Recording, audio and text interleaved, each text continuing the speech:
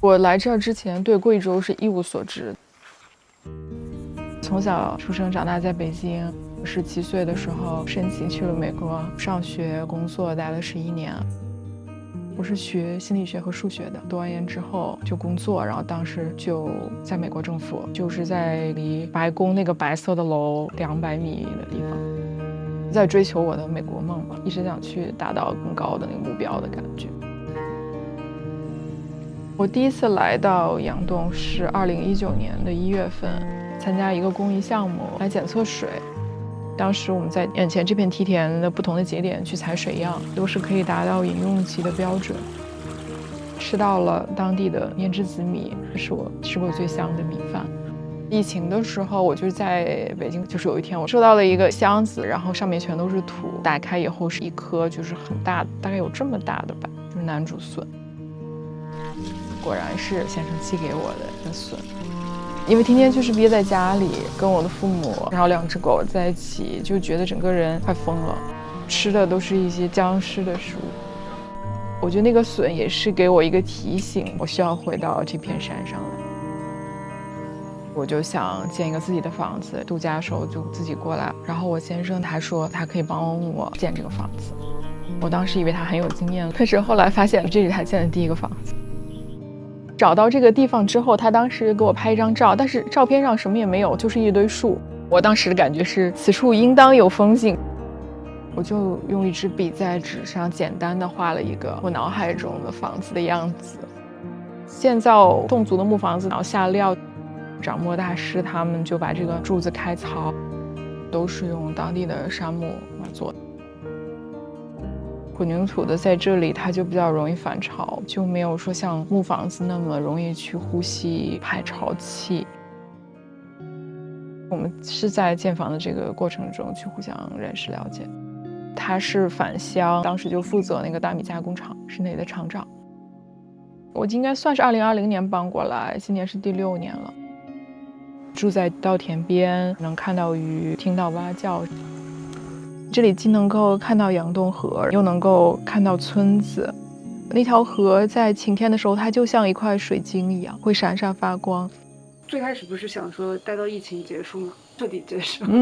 对，还没有走呢。对，但那个时候心态就发生变化了，一下子对村子有新的一个认识。后来我也就开始自己种一点菜啊，种点花啊，就慢慢的就把这里打造成一个可以长期居住的地方的感觉。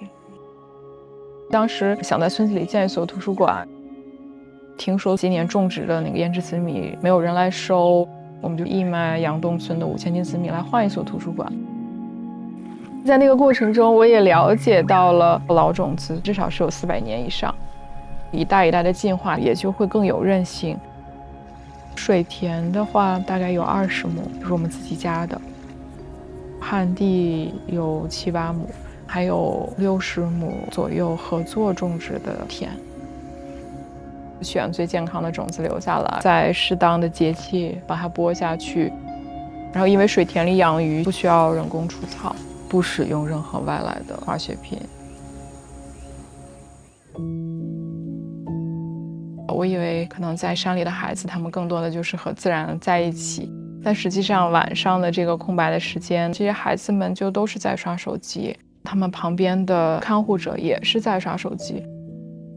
如果村子里能有一个图书馆，那孩子们至少有一个可以去读书，甚至就是发呆聊天。当时是找了一个河边废弃的谷仓，上一个暑假是来了5个老师。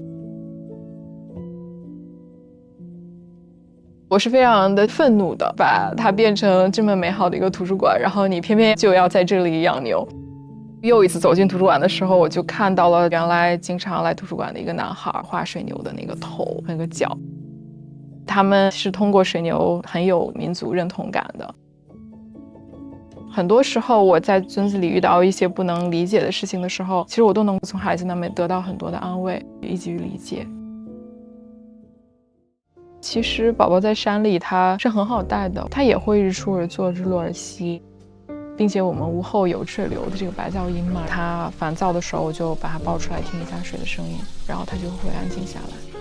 我不想圈养他，让他自由的在他生活的空间探索，了解他的危险在哪里。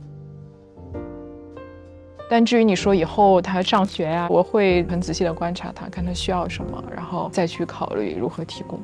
你父母对你当时从北京搬来这里，他们的想法是什么？他们开始是完全不能理解，非常反对的。上学也好，然后找工作也好，一直都在我所想象的那个轨道上。那也不在我的想象当中，但是它就是发生了。因为汪洋他父母就只说动语嘛，其实他也可以阻断很多的因为不经意的语言冲突带来的矛盾。这个故事讲出来是非常有反差感的，但是对于我自己来说，我是在走自己人生路的时候，就到了不同的节点，我会为自己做出一个改变的选择，所以它不是一个就是提前设计好的。种水稻是一个很踏实的事情，至少我可以保证我们全家都有的吃。病害还是遇到过，过了那个时期，它依然能够抽穗，依然能够扬花灌浆，所以其实也不用太焦虑。哎呀，没有收成可怎么办？但是实际上它也不会没有收成。